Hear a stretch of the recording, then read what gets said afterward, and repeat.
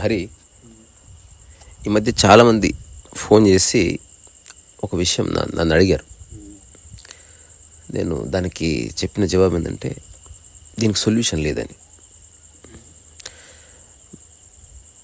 సందర్భం ఏంటి అంటే, మనకు బాగా పరిచయం ఉన్నవాళ్ళు, మన ఇంట్లో వాళ్ళే మనల్ని ఇన్సల్ట్ చేస్తే ఎట్లా తట్టుకోవడం. నేను అన్నాను, ఎదుటి వ్యక్తి ఎలా ప్రవర్తిస్తాడు అని మనం నిర్ణయించలేం. మనం అనుకున్నట్టు ఎదుటి వ్యక్తి ఎప్పుడు ప్రవర్తించడు కూడా. బికాస్ అతని మనసు కానీ అతని మనసులో ఎలాంటి ఆలోచనలు మన గురించి ఉన్నాయో మనం ఒక నిర్ణయానికి ఎట్లా వస్తాం. బట్ ఆ వ్యక్తి తెలుసో తెలియకో, కాన్షియస్గానో అన్కాన్షియస్గానో కావాలనో మాటలు అన్నాడే అనుకో, అది ఇమ్మీడియట్గా దాన్ని తీసుకొని రోజంతా నాశనం చేసుకొని బాధపడుతూ ఇట్లా చాలామంది జరుగుతుందని నాకు చెప్పారు. ఇది లోకరీతి అంతే. సో ఇక్కడ నువ్వు ఉన్నది నీ పని చేసుకోవడానికి, అంతేగాని పనికిరాని విషయాల్లో తలదూర్చి అట్లా నీ సమయాన్ని, వేరే వాళ్ళ సమయాన్ని, నీ ప్రశాంతతని, వేరే వాళ్ళ ప్రశాంతతని నాశనం చేయడానికి కాదు. సో కొందరికి ఇష్టం ఉంటుంది గొడవ పడడం. వాళ్ళు తెలిసి చేస్తున్నారని నేను అనుకోను. ఎందుకంటే ఎప్పుడైతే లైఫ్ తెలుస్తుందో ఈ అనవసర చెత్తంతా వెళ్ళిపోతుంది. తెలియని కారణంగా ఒక వ్యక్తిని ఎప్పుడు కార్నర్ చేయడం, లేకపోతే ఒక వ్యక్తి మీద ఎక్కువ దృష్టి పెట్టడం, ఆ వ్యక్తిని సంప్రదించకుండా, ఆ వ్యక్తిని అడగకుండా, ఆ వ్యక్తి గురించి రకరకాల ధారణలు క్రియేట్ చేసుకోవడం. సో మనిషికున్న ఒక నైజం అది. ఇంకా ప్రిసైజ్గా చెప్పాలంటే మైండ్కున్న ఒక స్వభావం అది. అంటే ఒక నెగిటివ్ థాట్ ఫీడ్ అయిన తర్వాత నువ్వు దాన్ని క్రాస్ చెక్ చేసుకోకపోతే నిజమా కాదా అని అది ఎవాల్వ్ అవుతూనే ఉంటుంది. నెక్స్ట్ ఆ వ్యక్తి ఎదురుకొచ్చినప్పుడు మన మైండ్లో ఇప్పటికే తయారు చేసుకున్న ఈ ఆలోచనల పరంపర నుంచి నీ నోరు మాట్లాడుతుంది. అది వినగానే ఎదురు వ్యక్తి చూడదు. సో ఆ వ్యక్తి తెలిసి అంటున్నాడా తెలియకంటున్నాడా అన్న విచక్షణ మనిషి కోల్పోవడం వల్ల ఇమ్మీడియట్గా బాధపడుతుంది. సో మనిషి వీటి నుంచి బయటపడాలంతే. ఇప్పుడు ఎవరన్నా నిన్ను దూషిస్తున్నారనుకో, స్థిరంగా నిలబడి చూస్తే కనుక everything will be all right. ఇంతకుముందే కరెంటు పోయినప్పుడు రమణ మహర్షి 1935 నుంచి 45 మధ్యన చాలా మాట్లాడాడు. భక్తులు చాలామంది వచ్చేవాళ్ళు, శిష్యులు వచ్చేవాళ్ళు. సో ఆయన ఎవరిని భక్తులు శిష్యులు అనుకోలేదు. బట్ ఇతన్ని భగవాన్గా, ఒక రమణ మహర్షిగా ఆరాధించారు కాబట్టి వాళ్ళు రకరకాల విషయాలు చెప్తే ఆ చెప్పిన దానికి అన్నిటికీ క్లుప్తంగా ఆన్సర్స్ ఇస్తూ చాలా కథలు చెప్పిన ఒక పీరియడ్ ఉన్నది. సో రమణ మహర్షి చెప్పిన కథలు అని మనం యూట్యూబ్లో కొట్టినా, లేకపోతే రమణాశ్రమంలో రకరకాల భాషల్లో ఆ కథలు అవైలబుల్ ఉన్నాయి. ఆ కథలు కూడా కొన్ని ఆయన సొంతము, కొన్ని రకరకాల పుస్తకాల్లో ఆయన చదివినవి. కరెక్ట్గా కాంటెక్స్ట్ ఫిట్ అయినప్పుడు ఆ కథ చెప్పి వదిలేసేవాడు. దాని అర్థం ఏమిటి? ఒక పెద్ద దృగ్విషయాన్ని ఎక్స్ప్లెయిన్ చేయించడానికి కథ ఒక దోహదకారి. ఎట్లయితే మనం అన్నం అంతా ఉడికిందా లేదా చెప్పడానికి, తెలుసుకోవడానికి ఒక మెతుకుని పట్టుకుంటామో, అట్లా ఒక కథ దాని ఎసెన్స్ మనిషి అర్థం చేసుకుంటే, దాన్ని మన మీద ఇంప్లై చేసుకుంటే గ్రేట్ ఇంపాక్ట్ ఉంటుంది అనేది ఒకటి. సో రమణ మహర్షి చెప్పిన ఈ కథ ఏమిటంటే, బుద్ధుడు తన రాజ్యాన్ని వదిలి వెళ్ళిపోయిన తర్వాత ఒక 6 సంవత్సరాలు కఠోర శ్రమ చేశాడు. జీవితం అంటే ఏంది, ఆలోచనలు వస్తున్నాయి, రకరకాల నెగిటివ్ ఆలోచనలు వస్తున్నాయి, వీటిని ఎట్లా డిజాల్వ్ చేయాలి అనే క్రమంలో రకరకాల గురువులు కలిశారు, రకరకాల తోటి సీకర్స్ కలిశారు. సో అందరూ మళ్ళీ తప్పుడు ధారణ ఇచ్చారు, అంటే సంపూర్ణమైన అవగాహన ఇవ్వలే. అదేమిటి, మన మైండ్ ఒక చోట స్థిరంగా ఉండాలంటే ఇట్లా హఠయోగం చేయాలి, లేకపోతే ఆహారం మానేయాలి. సో అంటే control, you have to control your body mind complex. లేదా అందరికి దూరంగా వెళ్ళిపోవాలి. ఏ తిట్లు, ఏ శాపనార్థాలు, ఏ అన్ప్లెజెంట్నెస్ లేని చోట మనం ఉంటే ప్రాబ్లం రాదుగా. అలా కూడా ఉండి చూశాడట. చూసినప్పుడు తెలిసింది ఇప్పుడు నా చుట్టూ తిట్టేవాళ్ళు ఎవరు లేకపోయినా వాళ్ళని తలుచుకున్నప్పుడు నా మైండ్ డిస్టర్బ్ అవుతుంది. మరి దీన్ని ఎట్లా అణుచుకుంటాం? ఇట్లా రకరకాల ప్రయత్నాలు చేసి చేసి చేసి ఒక 6 సంవత్సరాల తర్వాత తను వీటన్నిటికీ కారణం నేను ఒక రాజ్యాన్ని వదిలేసి వచ్చిన రాజు అని అనుకోవడం, దాన్ని వదిలేయాలి అని అనుకున్నాడు.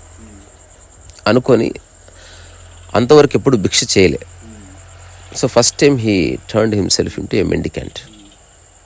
సో ఇప్పుడు ఒక మనిషి భిక్ష చేస్తున్నాడంటే ఒకటి అవసరం కోసం, అంటే వాడికి ఏ పని చేత కాదు కాబట్టి. రెండోది సర్వసమర్థుడై ఉండి భిక్ష చేస్తున్నాడంటే అది ఖచ్చితంగా అహంకార శూన్యతకి ఒక నిదర్శనం.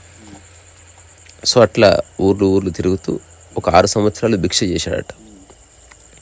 ఇప్పుడు భిక్ష చేసినప్పుడు ఈ ఊరే వెళ్ళి నేను భిక్ష చేస్తా, ఏ ఇంట్లోనే వెళ్ళి భిక్ష అడుక్కొని తింటా అని ఉండదు కదా. సో తన రాజ్యానికి వెళ్ళవలసి వచ్చింది. సో అప్పుడు బుద్ధుడితో ఉన్న కొందరు ఫ్రెండ్స్ ఎవరైతే ఉన్నారో వాళ్ళంతా చెప్పారట, ఇప్పుడు తిరిగి మనం వేరే ఊరు వెళ్తే మన ఐడెంటిటీ లేదు కాబట్టి నువ్వు ఏమైనా చేయొచ్చు, కానీ తీరా నీ ఊరు వచ్చిన తర్వాత ఈ ఊరిలో ఉన్న అందరూ నిన్ను గుర్తుపడతారు. వాళ్ళంతా నిన్ను ఒకప్పుడు రాజుగా అనుకున్నారు, అలాగే మీ తండ్రి కానీ నీ భార్య కానీ నీకు పుట్టిన కొడుకు కానీ. సో వాళ్ళు గనక ఒకవేళ డిస్టర్బ్ అయితే ఏం చేస్తావు అంటే, ఇప్పుడు నేను ఊహించను వాళ్ళు ఏం చేస్తారు. వాళ్ళు ఏమైనా చేసే అధికారం వాళ్ళకు ఉంది, కానీ నేను ఎట్లా ఉండాలి అన్నది మాత్రం పూర్తి నా చేతులు ఉంది. అది నాకు దొరికిందా లేదా టెస్ట్ చేసుకోవాలి. ఎదుటి వ్యక్తి ఏమైనా చేయొచ్చు. ఇప్పుడు మనం రోడ్డు మీద నడుస్తూ ఉన్నాం, వేగంగా కారు వెళ్ళింది, బుడద మన మీద పడ్డది అనుకుంటే బుడద దులిపేసుకొని నువ్వు వెళ్ళిపోవచ్చు. లేదా ఆ కారు వెంటబడి వాడిని కొట్టి వాడి మీద బురద జల్లి ఓ పోలీస్ కేసు వేసి నీ జీవితంలో కొన్ని గంటల్లో కొన్ని రోజులు వృధా చేసుకోవచ్చు. అది మనిషికున్న చాయిస్. ఇప్పుడు ఎక్కడైతే మహారాజు ఉన్నాడో ఆ వీధిలో తను భిక్ష చేస్తున్నాడు. సో అప్పటికి కొంచెం సన్నగా అయ్యాడు, రూపం మారిపోయింది. ఒకప్పటి రాజులాగా లేడు. ఎవరో బుద్ధుడి యొక్క ఫ్రెండ్ అన్నాడట, నేనేం గుర్తుపట్టర్లే, పర్వాలేదు, ఒకప్పటి లాగా నువ్వు లేవు కాబట్టి నువ్వు అనుకోరలే. ఎందుకంటే అదే ఊర్లో చాలామంది బుద్ధుడిని ఎవరు గుర్తుపట్టలే. కానీ తన తండ్రి వచ్చాడు శుద్ధోదనుడు. తను చూడగానే నిర్ణయించుకున్నాడు, నువ్వు రంగు మారినా లేకపోతే నీ చెంపలు లొట్టబోయినా, నువ్వు సన్నగా మారినా నా కొడుకు నేను గుర్తిస్తాను. కానీ నువ్వు బాధ్యతలను విస్మరించి భార్య పిల్లలను వదిలేసి రాజ్యాన్ని వదిలేసి ఇట్లా పోయినావంటే నేను ఫస్ట్ ఒకంత సంతోషించాను కూడా. కానీ నువ్వు ఇట్లా భిక్షం ఎత్తుకుంటున్నావు అని తెలిసినప్పుడు నాకు చాలా కోపం వచ్చింది అని విపరీతంగా తిట్టాడట. తిట్టినప్పుడు బుద్ధుడు చేసిందల్లా ఏమిటంటే స్థిరంగా నిలబడి చేతులు భిక్ష పాత్రతో తండ్రి దిక్కే చూస్తున్నాడు. చూసే వాళ్ళందరికీ ఏం కనిపిస్తుంది, బుద్ధుడు తిట్లు తింటూ తండ్రిని గమనిస్తున్నాడు. ఆహా, బుద్ధుడు తిట్లు శుద్ధోదనుడు అంటే బుద్ధుడి తండ్రి తిడుతున్నప్పుడు మొదటిసారి బుద్ధుడు చూస్తున్నాడు తన మనసులో ఏమన్నా జరుగుతుందా అంటే, is there any damage taking place in his mind. తను స్థిరంగా ఉన్నాడు కానీ తండ్రి పట్ల ఏమైనా ద్వేషం వస్తుందా, ఇలా. So he kept on gauging his father. కాసేపు అయిన తర్వాత శుద్ధోదనుడి యొక్క మైండ్ ఆగిపోయింది. సో ఎక్కడెక్కడో, ఎందుకంటే తిడుతున్న వాడి యొక్క కళ్ళు స్థిరంగా ఉండవు, ఎందుకంటే అతని మనసులో ఆలోచనలు స్థిరంగా లేవు కాబట్టి. ఒక మనిషి యొక్క మైండ్ స్థిరపడ్డ తర్వాత దాని యొక్క బై ప్రొడక్ట్గా కళ్ళు స్థిరపడతాయి. కళ్ళలో ఉన్న గుడ్లు ఫ్లటర్ అవ్వవు. సో ప్రశాంతంగా చూస్తూ ఉన్నాడు కాబట్టి అలా అరుస్తూ తిడుతూ రకరకాలుగా ఒక తండ్రి ఎన్ని రకాలుగా తిట్టాలో అన్ని రకాలుగా తిట్టిన తర్వాత హఠాత్తుగా బుద్ధుడు కళ్ళ దిక్కు చూశాడు. అట్లా ఆగిపోయాడు. అట్లా ఆగిపోయిన తర్వాత బుద్ధుడు ఏమన్నా జస్ట్ చిరునవ్వు నవ్వి వెళ్ళిపోయాడు అంతే. సో రమణ మహర్షి ఈ కథ చెప్పినప్పుడు, అది చదివినప్పుడు నాకు అనిపించింది, ఇది కదా సొల్యూషన్. ఎవరు ఏమైనా అనని నిన్నంటే ఎట్లా అవుతుంది? అది వాళ్ళ నోరు, అది వాళ్ళ మైండ్, ఏమైనా అనొచ్చు.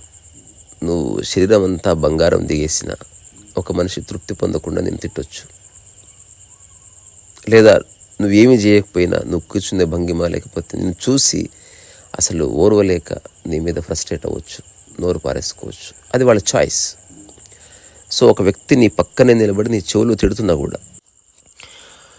ఏమాత్రం పట్టించుకోకుండా ఉండడంలో 2 కోణాలు ఉన్నాయి. ఒకటి, లోపట నీవు కోపాన్ని అణుచుకుంటూ అలా ఉన్నావు.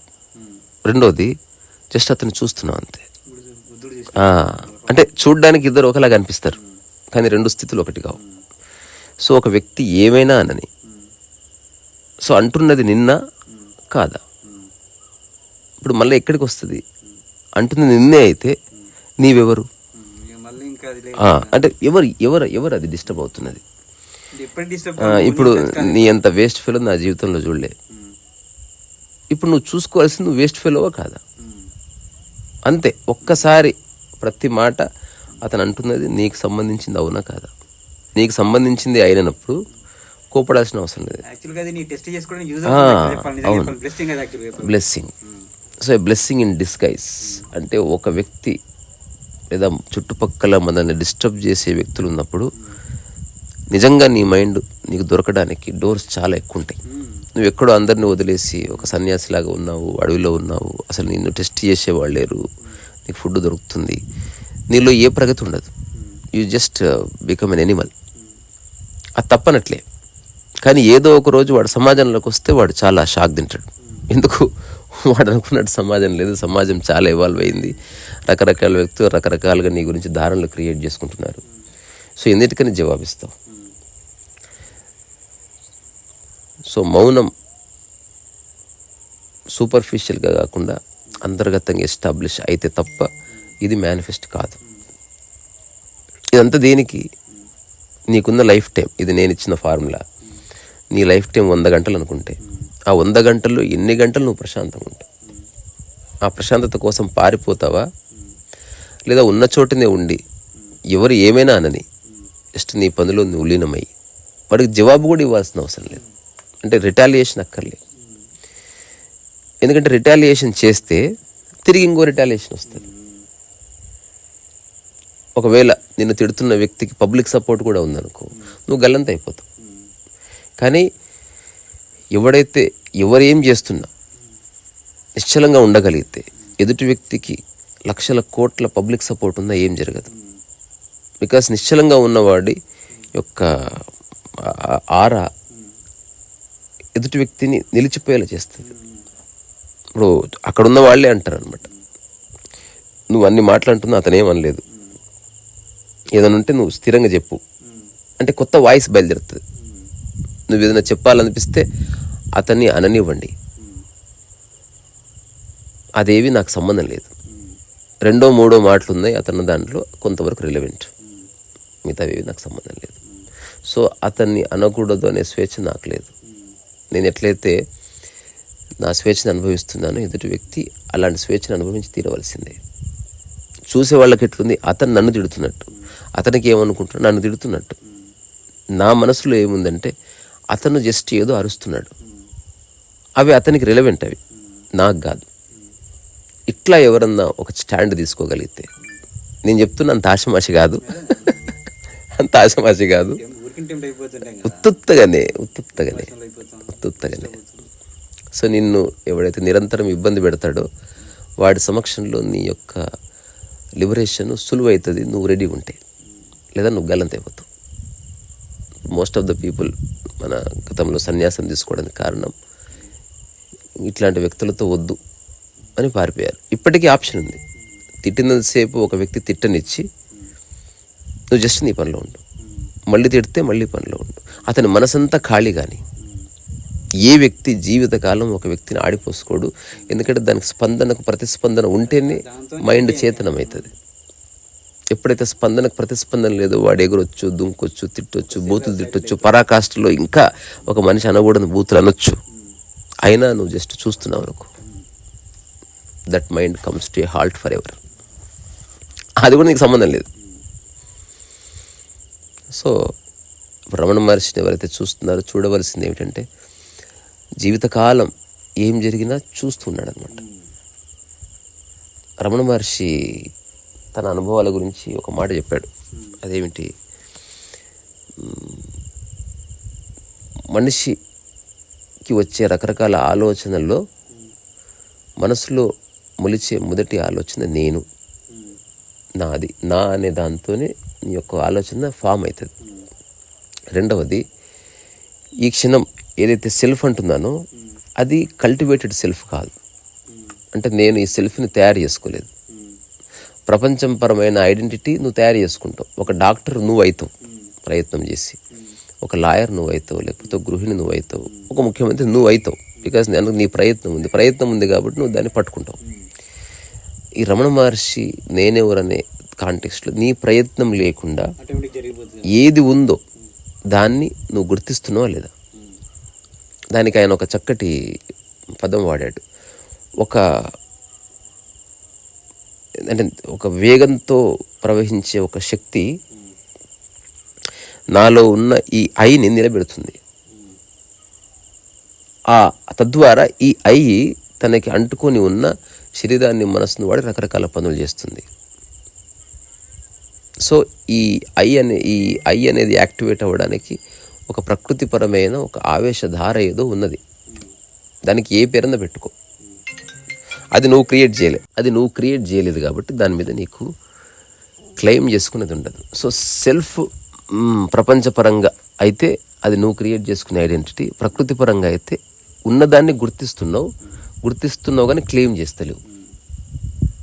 క్లెయిమింగ్ వచ్చిందా ఐడెంటిటీ వస్తుంది, క్లెయిమింగ్ లేదా ఐడెంటిటీ లేదు. సో ఐడెంటిటీ ఉన్న మైండే ఎవరన్నా డిస్టర్బ్ చేసినా, ఇన్సల్ట్ చేసినా బాధపడుతుంది. ఒక్కసారి identification of the mind disappear అయిందనుకో, నువ్వు ఫస్ట్ టైం వింటావు మాటల్ని, దే ఆర్ షాలో. అది నీ మీద ఎలాంటి ఇంపాక్ట్ క్రియేట్ చేయదు. సచ్చిదానందం అంతే.